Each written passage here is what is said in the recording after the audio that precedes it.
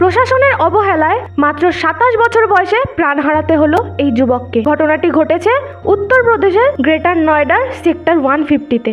রাতের বেলায় অফিস থেকে গাড়ি নিয়ে বাড়ি ফিরছিলেন সফটওয়্যার ইঞ্জিনিয়ার যুবরাজ মেহতা। কিন্তু শীতের রাতে রাস্তা ছিল পুরো কুয়াশায় ঢাকা এবং সেখানে পর্যাপ্ত আলো না থাকায় তিনি ঠিকমতো দেখতে না পেয়ে গাড়ি সমেত পড়ে যান রাস্তার পাশের 20 ফুটের একটি জলভরা গর্তে। সেখানে পড়ে যাওয়ার পর কোনো রকমে তিনি গাড়ির ছাদে পৌঁছান এবং ওনার বাবাকে ফোন করেন এবং বাবাকে সব ঘটনা বলেন এবং বলেন, বাবা আমাকে বাঁচাও, আমি মরতে চাই না। এই ঘটনা শোনার পর ওনার বাবা সেই ঘটনাস্থলে পুলিশ এবং রেস্কিউ টিম সহ পৌঁছান এবং সেখানে গাড়ির ছাদ থেকে যুবরাজ সমানে ফোনের টর্চ জ্বালিয়ে সবাইকে সিগন্যাল দেওয়ার চেষ্টা করেন এবং যতটা সম্ভব চিৎকার করে করে ওনাকে বাঁচানোর জন্য অনুরোধ করতে থাকেন। ওখানে উপস্থিত প্রশাসনের লোকেরা এদিক ওদিক ফোন করতে থাকে, কিন্তু ওই রাতে প্রশাসনের একটা লোকও জলে নেমে ওনাকে বাঁচাতে যাননি, এই বলে যে জল নাকি ঠান্ডা এবং গর্তটি কাদা জলে ভর্তি। ওনাকে জলে নেমে কেউ বাঁচাতে যাচ্ছে না দেখে ওখানে উপস্থিত একজন লোকাল লোক নিজে ওই শীতের রাতে কোমরে দড়ি বেঁধে জলে নামেন এবং ওনাকে খোঁজার আপ্রাণ চেষ্টা চালান।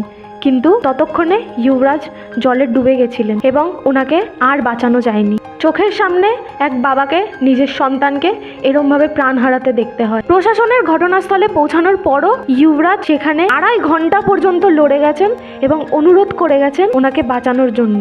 পরের দিন সকালে কিছু মিডিয়া চ্যানেল সেই ঘটনাস্থলে পৌঁছায় এবং লোকাল লোককে জিজ্ঞাসাবাদ করতে থাকে এবং আশেপাশের লোক জানায় যে ওখানে নাকি এরকম ঘটনা আগেও ঘটেছে এবং এই ব্যাপারে প্রশাসনের কাছে কমপ্লেনও করা হয়েছে আগে, কিন্তু প্রশাসনের তরফ থেকে কোনো অ্যাকশন নেওয়া হয়নি।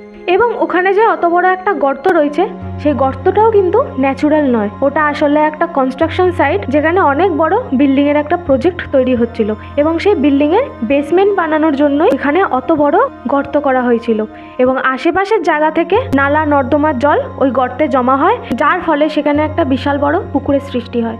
এবং ওখানে যে এত বড় একটা প্রজেক্ট হচ্ছে তার সম্বন্ধে সেখানে কোনো সাইনবোর্ড টাঙানো ছিল না, কোনো ব্যারিকেড দেওয়া ছিল না এবং পর্যাপ্ত আলোও ছিল না, যেই কারণে একজনের প্রাণ চলে যায়। এখন নতুন আপডেটে জানা যাচ্ছে যে বিল্ডিং এর মালিকের উপর নাকি এফআইআর করা হয়েছে এবং ওই রাতে রেস্কিউ টিমেও যারা ছিল তাদেরকেও সাসপেন্ড করা হয়েছে।